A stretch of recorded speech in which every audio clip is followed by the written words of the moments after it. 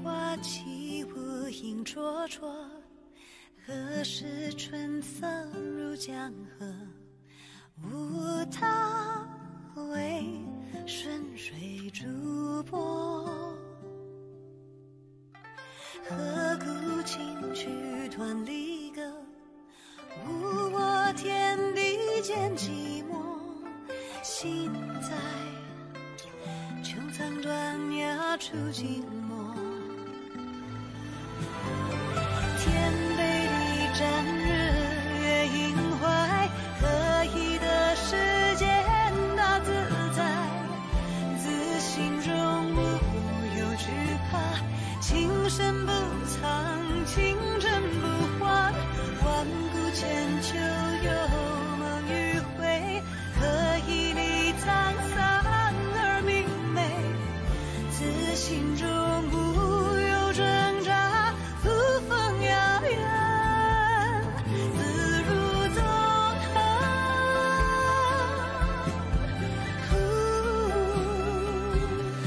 潇洒如梦，今后。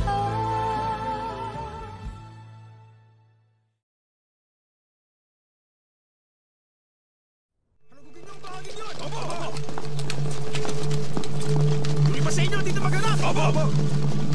Wala po kami nakita dito. Maghanap kayo mabuti! Dalasan yung mga mata nyo! Wala rin po kami nakita sa bandang silong. Yung iba sa inyo, akitin na mga kisame! Dito po, may nakita ako! Nasaan? Parahanin niyo ako!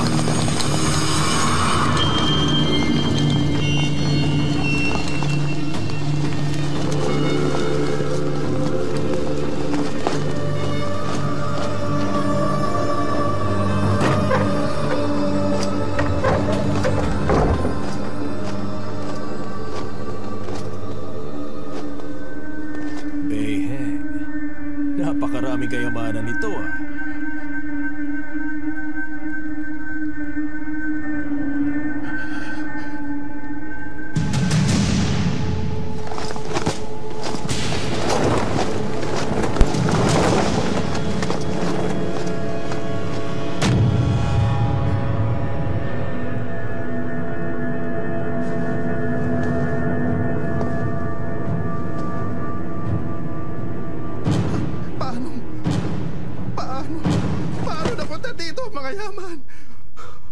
Huwag mong sabihin sa akin na may naglagay na naman ito sa iyong tinutuluyan.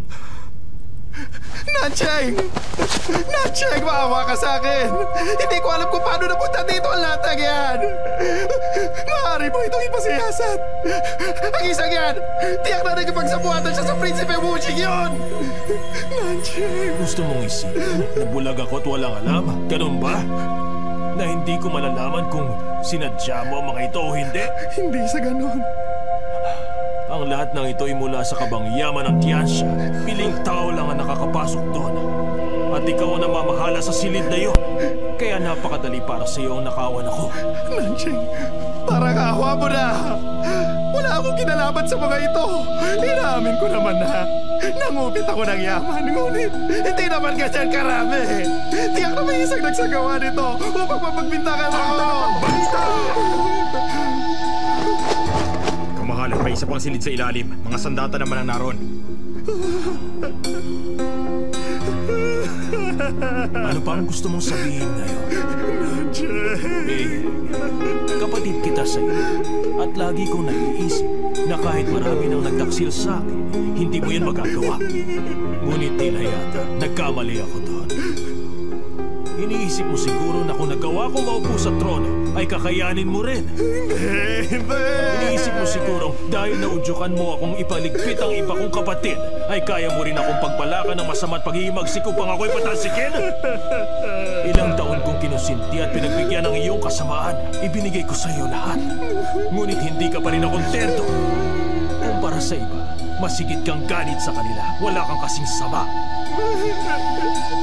Takpin siya! At ikulong niyo sa kalangitang kulungan! Hindi! Wag! Maawa ka sa akin, Nancheng! Maawa ka sa akin! Huwag mong gawin sa akin to! Nancheng! Nancheng! Kamahalan. Parusahan niyo rin ako.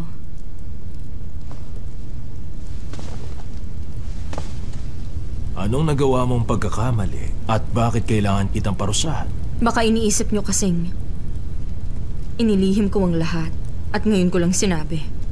At dahil sa pakikipag-ugnayan ko kay Prinsipe Wuji, baka iniisip niyong nakipagsabuatan ako. Hindi kaya yun ang tunay na dahilan? Wala akong bahalak laban sa inyo. Hindi ko lang talaga kayang ilihim lahat ng yon. At kaya ko naman nalaman lahat ng yon ay dahil na rin sa pagtitiwala ni Prinsipe Wuji bilang tapat na alagad. Hindi ko siya kailanman kayang pagtaksilan, kahit buhay ko ng manganib. Ngunit ngayon, ako na ang itinalaga niyong general ng Kagitingan. At naging napakabuti niyo sa akin. Ipinagpapasalamat ko yon. At kung maaari, ayokong biguin kayo. At ayokong basta hayaan si Prinsipe Juan na saktan kayo. Kahit alam kong mataas ang lakas at espiritu ngayon, sa totoo lang ang isip ko ay labis na naghihirap. Sinasabi ko na lang, ayokong maging kontrabida at masama na ang dapat kong gawin na lang ay ipagtanggol kayo. Dahil si Prinsipe Juan ay labis akong pinagdudahat siniraan, wala na akong nagawa kundi lumaban at ilabas ang totoo. Nauunawaan ko rin na kapag lumabas na ang katotohanan, ako at si Prinsipe Wuji ay maaaring maging matinding magkaaway. At baka hindi niyo na ako paniwalaan. Kalimutan niyo. Sinuklian ko ang inyong kabutihan sa pagsisilbi sa inyo ng tapat at pagsisiwalat ngayon ng katotohanan kahit na alam kong madudungisan ang pangalan ko. Ano't ano man, tanggap ko ang lahat. Ang tanging hiling ko lang sana ay kaunting awa at manatili pa rito. Kahit na alam kong wala na akong karapatang pagsilbihan pa kayo kamahalan. Tatanawin ko na lang ang kaharian mula sa bayan ng Pan at iisipin ang kadakilaan niyo hanggang sa ako'y mamatay. Sapat na sa akin yan. Tumayo ka.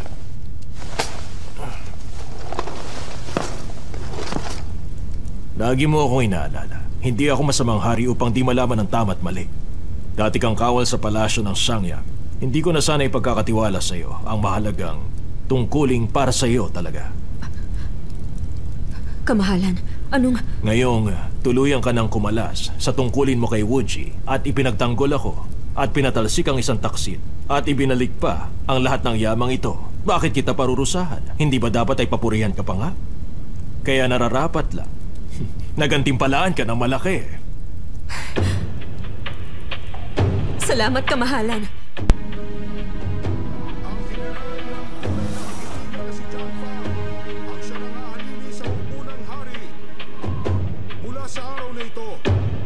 Mamamahala sa upo sa buong maharlikang syudad. Iginagawad din ang tagulang unang antas na general at unang antas na ministro. Nagbalak ang pag-iimagsik si Prinsipe Juan laban sa bayang ito. Lihim din siyang nangalap ng mga sandata at nangupit sa kabang yaman. At naghatid ng sakit at pahirap sa ilang mamamayan. Ang kanyang kasalanan ay walang kapatawaran.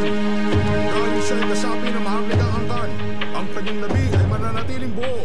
Isang bote ng nakalalasong alak ay ibibigay sa kanya upang siya mismo ang tumapo sa kanyang buhay. Magaling. Nagawa mo ang lahat ng inutos ko. Guro, hindi lang naman ako ang gumawa. Kung di nyo itinalaga ang mga tauhan sa lugar na yon, hindi ko rin magagawang isa katuparan lahat. Marunong ka nang magpakumbaba, ah. Ngayong wala na ang balakid na si Prinsipe Juan, ang inaalala naman namin ngayon si General Jan. Kumusta kaya siya?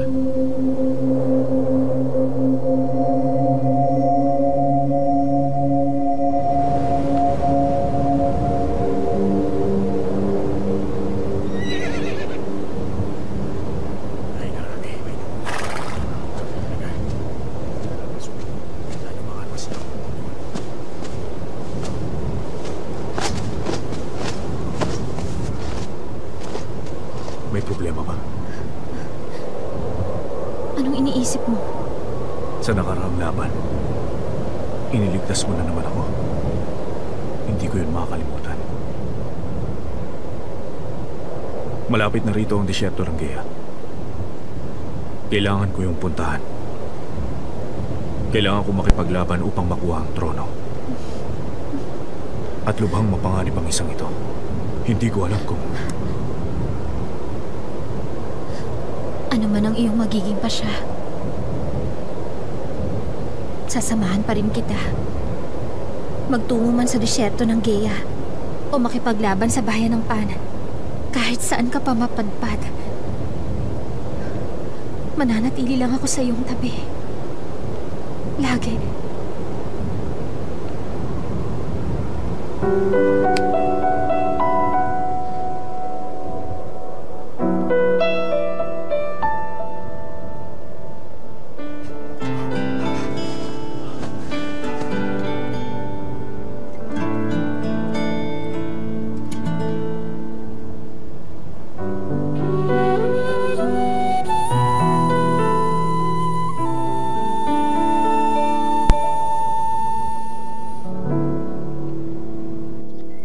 Si Prinsipe Juan ay nagtaksil din pala. Tila walang prinsipe sa bayan ng Pan ang hindi nagkakasala. Biruin mo, nangupit siya na salapi at mga sandata. Kahit 10 prinsipe yata, hindi magagawa ang bagay na yun. Ang balita nga, nagpadala na ang palasyo ng mga kawal upang dakpin ang mga kasabwat ng prinsipe. Ilan kaya mahuhuling kasabwat? Tabi! Sige, tabi! Tabi! Tabi!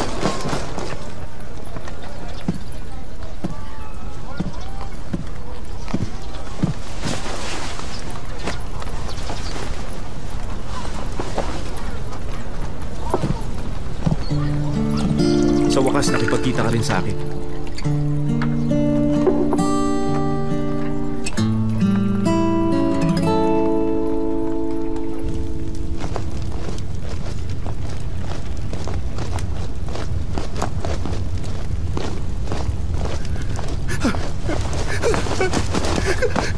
Katapusan ko na, Rancheng! Parang awa mo na! Iligtas mo ako! Parang awa mo na!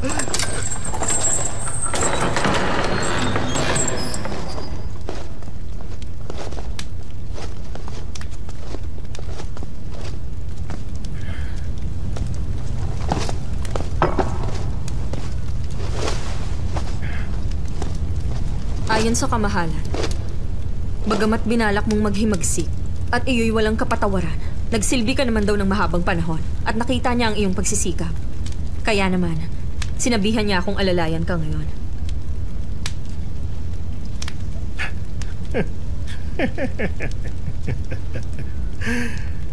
Nag-aalala siguro siya na baka hindi ako mamatay.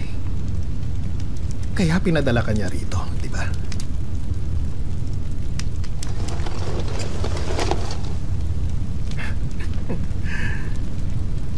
Nabuhay ako ng puno ng labis na pag-iingat. Natakot ako ang mga gawi ko ang magbibigay katapusan sa akin. Hindi na ako makakatakas pa. Sa halip na mamatay dahil napagbintangan, sana'y nagibagsik na lang ako! Baka sakaling mabuhay pa ako pag nagkataon.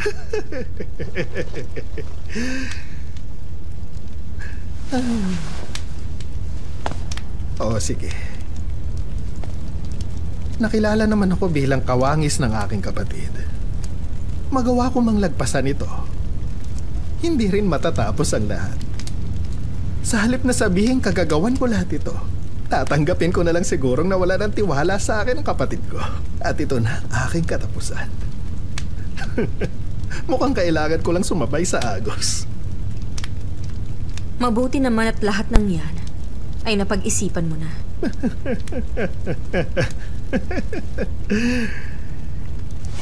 Ito na ang aking kabayaran! Sa nakalipas na panahon, upang mabuhay, nailangan kong kitlan ng buhay at 3 kong kapatid! Ngayon mahihiya akong humarap sa mga ninuno ng angkan. Sana pala'y matagal na ako nagpakamatay.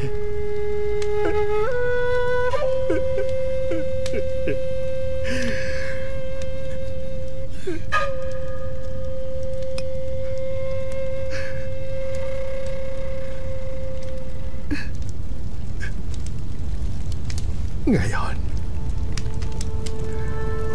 ang kamatayan ko ang aking pambayad sala. Pangangalagaan ko ang iyong kabiyak at mga anak. Sumalangit na.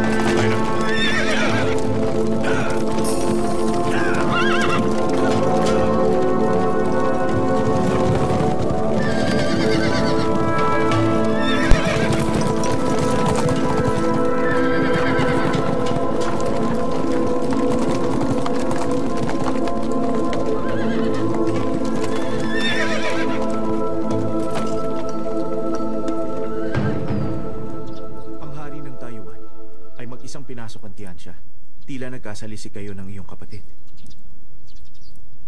May hinahanap ako. Si Chiyon? Nakita mo siya? Saan ko siya makikita? Ang balita ko ay sumali siya sa paligsahan para sa hukbo ng hari. Ganon nga. May nangyari ba sa kanya? Nasaan siya ngayon? Hanggang kailan ka magpapaloko sa kanyang ama at sa kanya? Alam mo, nag-aalala lang ako sa kanya. Yan ba talaga ang dahilan? Hindi kaya dahil tumakas si Chichen sa kabisera at hindi mo siya matagpuan? Kaya naglakbay ka mula Taiwan? Alam mo na pala lahat. Hanggang kailan mo ako paglilihiman? Paano nangyari ang lahat ng ito? Nagawa ko ng maikulong si Chichen. Pagkalipas na ang ilang araw, nagkasakit siya at halos mamatay. Kaya nagpakita sa akin si Chiyon. Sinabi niyang gusto niyang alagaan ang kanyang ama. Pinayagan ko siya dahil naawa ko. Hindi mo lang pinayagan. Hinayaan mo makalabas ang matandang yun sa kulungan, maging sa lugar na yun. Nagpatawag ka pa ng manggagamot, di ba? Akala ko nung una, mahinang-mahina talaga siya. Inaamin kong hindi ako nag-ingat. Sino mag-aakalang ang isang gaya niya ay magagawa pang makatakas? Hindi mo nga magawang pantayan si Chiyon. Paano mo natiyak na kaya mong pantayan si Chichen? Alam kong ginagalang mo siya bilang amain mo. Ngunit ikaw, ang turing niya sa'yo ay isang kaaway na kailangang mamatay. Walang dudang naghihintay lang siya ng magandang pagkakataon upang iligpit ka anumang oras. Hindi naman siguro siya ganon. Yan. Yan ang sulat na iniwan niya sa akin. Basahin mo. General, nahalugog na namin. Walang palatandaan ng lihim na hukbo. Makinig kayo. Pahinga muna kayo. Kung kailangan maghintay, hintayin muna natin sila lumabas. Susunod! Ayon kay Chichen, kailangan niyang balutin ng dragon upang manatiling buhay si Chiyon. Alam mo yon? Kung wala ang nasabing baluti, masasawi si Chiyon. Ano pa? Sinabi rin ni Chichen na labis siyang nagkasala sa inyo. At kaya siya tumakas ay upang hanapin si Chiyon. Sinabi niya ring kahit malagay sa panganib ang buhay nilang mag-ama, ibabalik niya ang baluting yon sa angka ng mga Xuanyuan. Isa pa, gusto na rin niyang burahin ang galit niya sa angka ng Xuanyuan. Talaga? Mahirap paniwalaan ang mga salita niya dahil sinungaling siya. Naubos na lahat ng hukbo niya, maging mga kaibigan. Tumakas man siya, anong magagawa niya? Kaya niyang mamuno. Kahit hindi pa rin niya magawang angkinin ng trono. Lalo ngayon, malabo na talaga. Ang sa akin lang, nag-aalala ako sa kanila. Baka saktan niya si Chiyon sa labis na kabiguan. Kabisado ka ni Chiche. Alam na alam niyang masyadong malambot ang puso mo at may pagtingin ka sa anak niya. Bakit hindi mo alam yan? Dahil siya ang ama ni Chiyon. At si Chiyon ay anak niya. Nagkausap na ba kayong dalawa? Ngayon, hahanapin ko rin talaga siya. Kaya sasama ako sa'yo. At kailangan tapusin ko na ang dapat kong tapusin.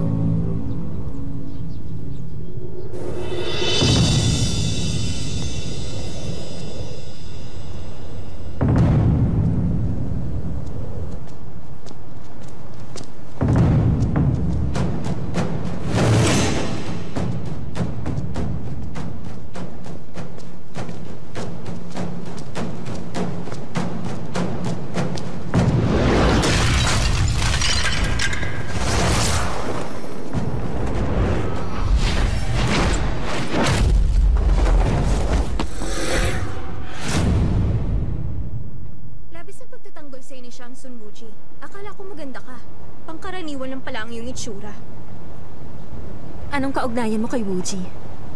Wuji? Yan lang ang tawag mo sa kanya? Sino ka para tanungin ako? Kalimutan mo na. Hindi na kita gagambalain. Sandali! Sino may sabing umalis ka? Ano bang pakay mo? Ang patayin ako? Bakit kita papatayin? May mensahe ako para kay Shangsun Wuji. Ang kataas-taasang pinuno namin may itatanong sa kanya. Dahil ang pinuno mo ang siyang may kailangan kay Wuji, pakisabi sa kanya, hindi ako pumapayag. Kailangan mo sundin ang gusto kong mangyari. Gawin mo habang mabait pa ako.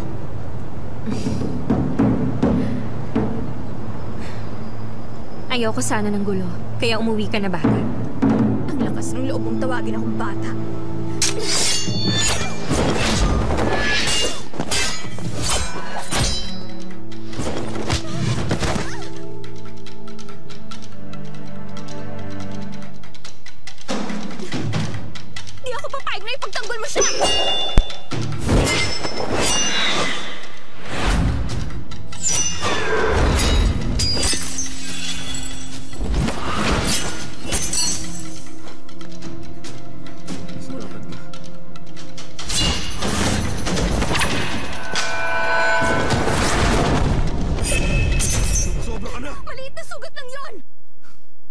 Disipulo ko na turingan.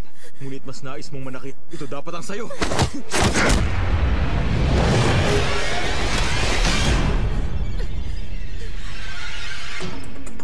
Bakit kailangan mong gawin ito? Huwag ka na magpapakita pa. Tayo na. Balang araw ay ipapahama ka ng babaeng yan!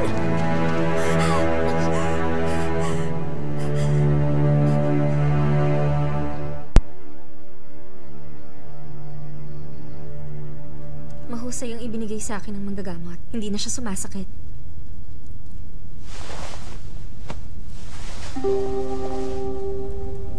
Nasugatan ka sa harap ko pa.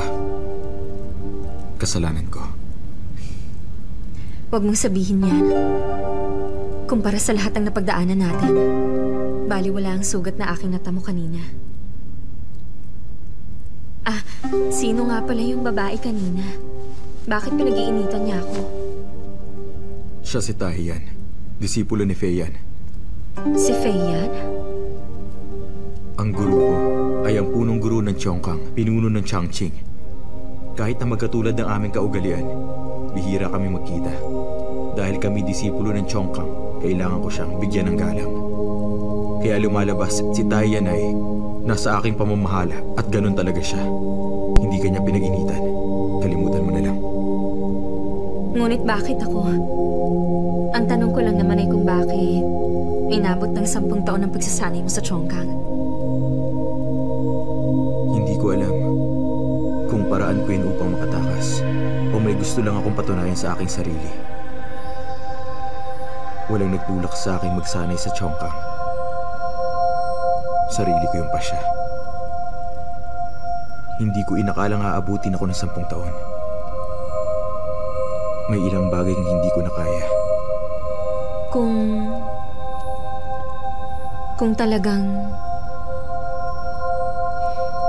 may tiwala ka sa akin, maaari mong sabihin sa akin lahat.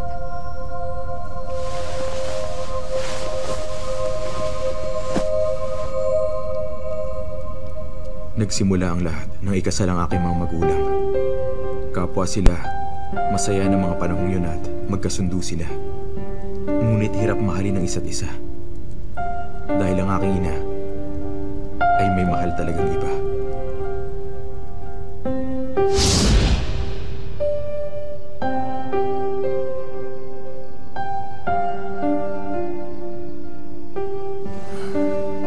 Hindi niya maaaring malaman na tayo na ganito. Si Shangsun siya.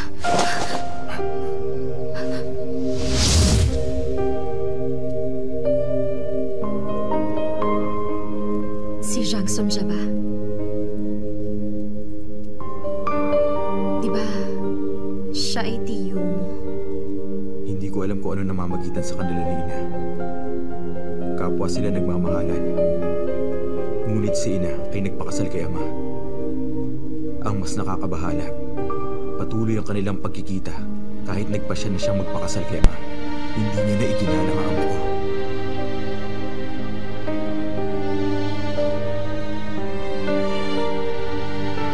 At lahat yan ay alam mo na noon pa man.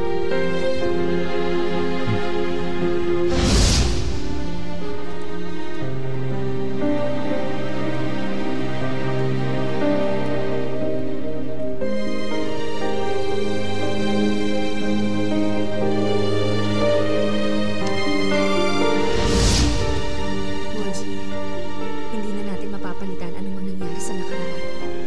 Huwag mo nang pakaisipin pa. Huwag mong pahirapan ang sarili mo sa mali ng nakaraan. Kung ako'y pangkaraniwang tao lang, baka kung ano nang naisip kong gawin. Ngunit prinsipe ako ng kaharian. Tuwing makakaharap ko si ama, bumabalik sa akin ang nakaraan. 2 araw na tayong naghihintay dito. Ni walang palatandaan ng hukbong sinasabi mo. Magpapakita kaya sila? Sa ngayon, sila lang ang tanging paraan. Kailangan maghintay. Maghintay hanggang lumitaw sila. Gaano man tayo katagal dito? Hindi kita iiwan.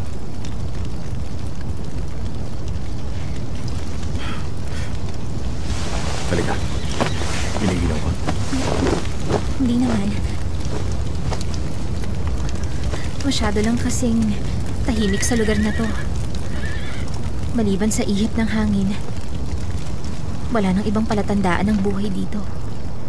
Ang sabi mo, yung mga lihim na hukbo ang dating kasapi ng itim na kabalyero. Oo. Dito sila napadpad pagkatapos nilang magtaksil. Bakit nangyari yun sa kanila? Yun ay dahil sa sinaunang bayan ng alabok na dragon. Dahil sa bayan na ito? Ang bayan na to ng alabok na dragon ay isa ng disyerto. Ngunit ayon sa alamat, nasa kailaliman nito ang malaking kayamanan. Hindi ito kaya bilhin ng kayamanan ng 5 kaharian. Masyado silang nasilaw ng kayamanan narito. Nagtaksil sila sa kanilang paniniwala dahil sa kayamanan? Napakadali naman nilang nagpatukso. Hindi talaga nawawala ang pagsubok sa bayang ito. Ang mga yamang narito ay basbas ng ibang kapangyarihan. Ang mga tulad nating nilalang ay hindi yun basta mahawakan. Kapag nahalina ka sa mga yon, matatalo ka ng isang sumpa at hindi mo yun mababago pa.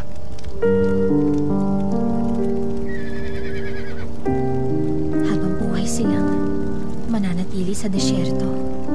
Ganun nga. Nang dahil sa ginawa niyang kataksilan, kaya maraming mamamayan sa bayan na ito ang nagbuwis ng kanilang buhay. Upang maparusahan ang mga nagtaksil, ikinulong sila ng Chongkang sa lugar na ito. Naghihintay na may mag-alis ng sumpa. Patuloy silang maghihirap sa pagdating ng mga panahon. Kung ganon, iyon ang dahilan. Kaya gusto mong patunayang ikaw ang nararapat na prinsipe. Upang matubos ang kasalanan ng iyong ina. At ang patunayan sa iyong ama na kahit anong mangyari, ikaw ang bukod tangi nilang anak.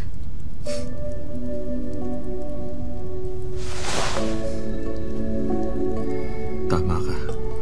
Kaya nga, hindi ako kailanman nagpabaya. Dahil alam ko kung gaano kabigat ang maging prinsipe ng Tianchuan. Ayokong biguin ang amang emperador o magdamdam siya.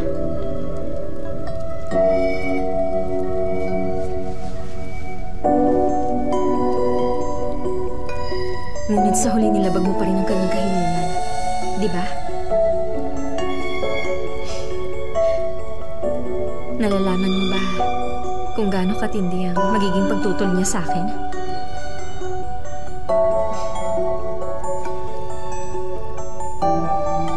Kung wala ka, baka mabuhay na lang akong nakaupo lagi sa trono. Ngunit dahil nariyan ka, napagtanto ko na may ibang bagay pang higit na mahalaga sa mundong ito.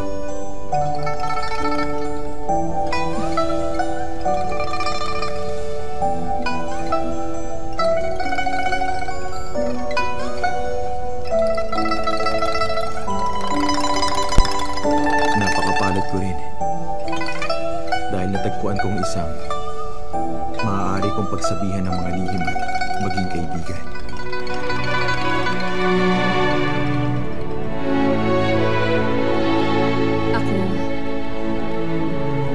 Bakit nga ba hindi naging mapalad na makatagpo rin ng isang masasabi kong kaibigan ko na makikinig sa akin?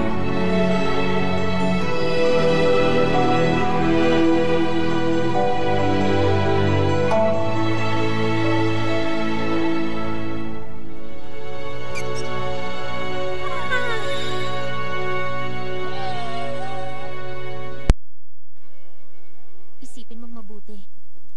Ang lihim na hukbo ay sinumpa at nabaliw. Mga taksil. Natalo sila matapos ang digmaan ng Chongkang. Ilang taon na ang nakalipas. Hindi sila namuhay ng payapat marangal. Dahil na rin sa itinanim nilang kasamaan, ni hindi sila makapangarap na makauwi. Nakakaawa sila.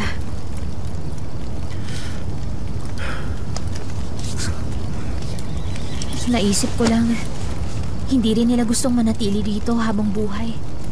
Na gusto na lang nilang mawala ang sumpa sa kanila. Ginusto naman din nila ang mag-imagsik. Kaya naman kinailangan silang parusahan. Ngunit libong taon na ang lumipas. Naparusahan man sila, hindi pa rin yun sapat. Bodaga, minsan mong sinabi, ang espada ng itim na dragon, kayang-kaya silang gapiin. Maaari din kayang matanggal nito ang sumpa?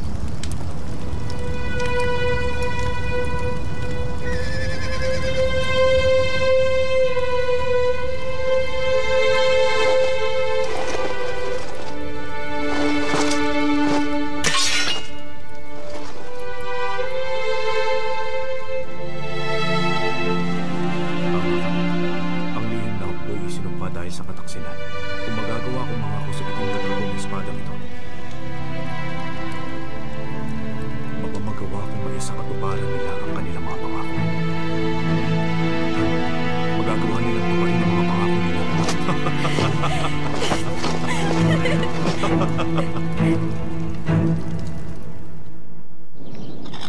O, hayan. Kumain kayo.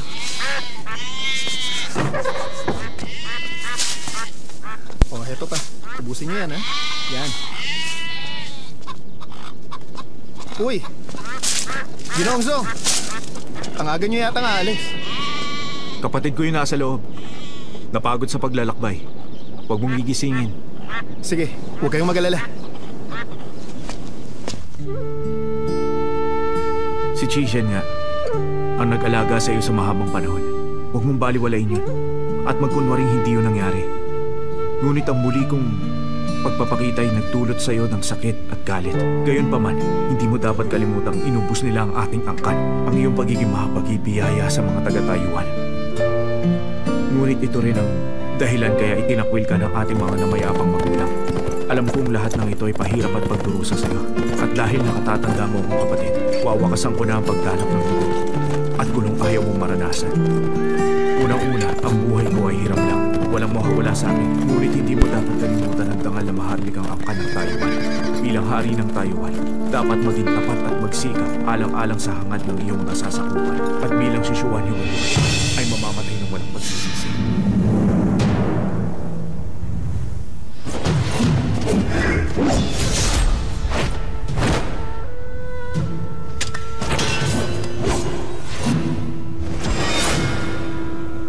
Tinatawag ko ang mandirigma ng kabalyerong itim na hangin sa ngalan ng itim na dragong espada. Sa paglipad ng itim na dragon, ang bandilang ito'y titindig! Sa paglipad ng itim na dragon, ang bandilang ito'y titindig!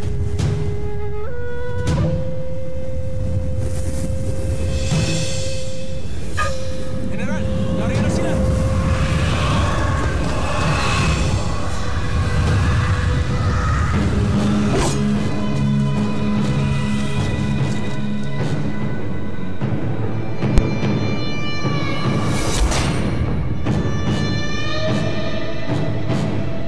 Nandito niyo ba? Naisipang pumunta sa bayan ng Alabok na Dragon? Narito rin lang kayo. Kaya ako na mismo ang nagpunta. Sino ka? Maaaring hindi mo akong kilala. Ngunit marahil natatandaan mo ang usapang ito. Ang matandang maestrong si Xiao ay ang pinakalolo ko.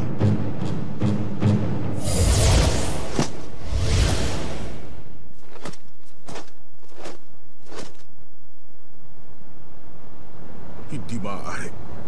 Ako si Zhan Bei, anak ng hari ng Diansha na si Zhan He. Nag-iisang ina po ng matandang maestrong Xiao. Kaya kong iwas-iwas ang sandatang ito, gaya ng sabi nila. May pagdududa ka pa rin ba? At bakit narito kayo? Narito ako upang maging ganap ang pangako nyo. Pangako namin? Wala kaming anumang ipinangako sa'yo. Ngunit sumumpa ka sa mismong sandatang ito. Pag muling lumipad ang itim na dragon, ang mga kabalyerong gaya nyo ay dapat sumunod. Walang halaga. Kahit iwas-iwas mo pa ang sandatang yan. At kahit ikaw pang inapo ng Angkang Shan at Xiao. Matagal na kami binaliwala ng 5 kaharian. Hindi na kami papayag na pakialaman ng mga pagnanasa ninyo. At ikaw, wala kang karapatang utusan kami.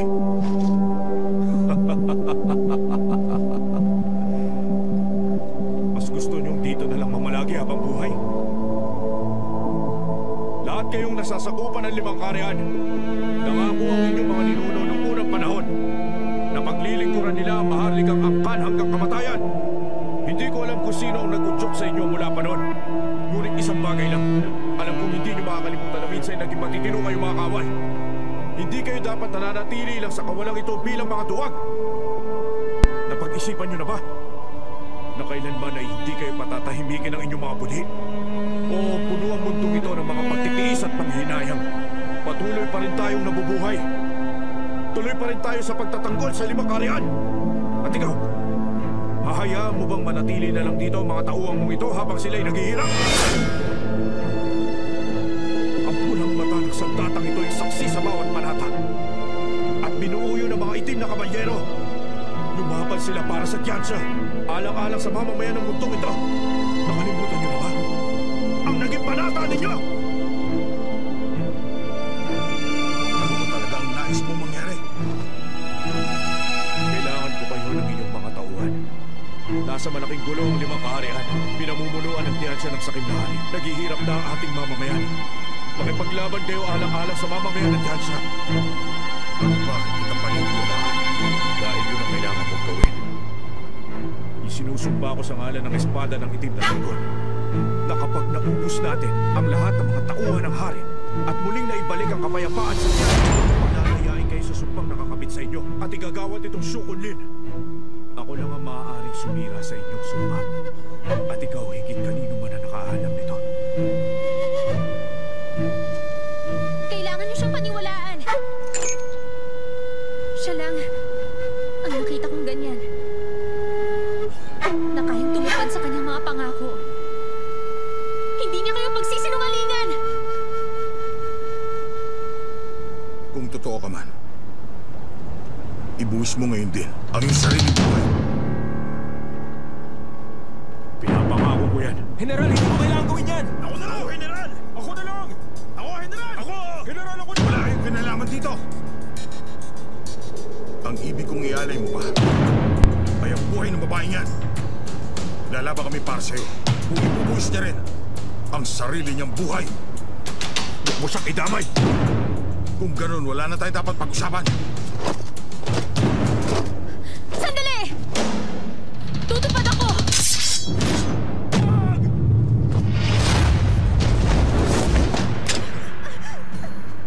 Hindi ko papayag na gawin mo yan. Una ka. Ito lang ang kaya kong maitulong sa lahat. Sige na! Itiwan niyo ako! Huwag mo naman nangyari!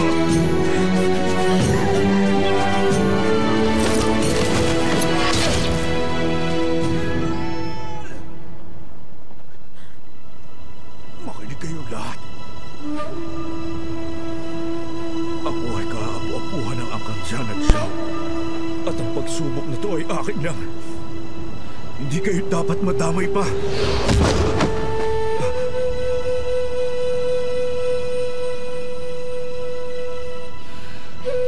Kung sakaling buhay ang kailangan para sa isang sumpa, buhay ko na lang. Akunin mo. Ngunit kailangan mong tumupad sa iyong pangako. Hanggat maaari, limunin niyo ang masamang hari. At ibalik ang kapayapaan sa Tiyansha!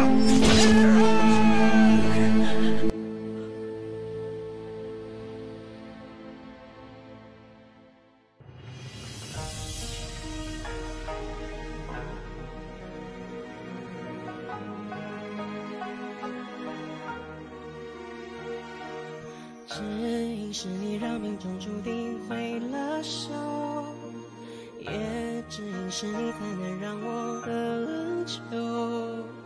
风吸引着另一场风暴失了控，错引起了另一遭错过扑了空，眼底漫有爱恨捉弄，埋过纸上等渴求。我的影子在这个世界漂流，灰尘在云霄之中逐渐隐没，来来去去我的心谁也不懂，你照进我的窗口。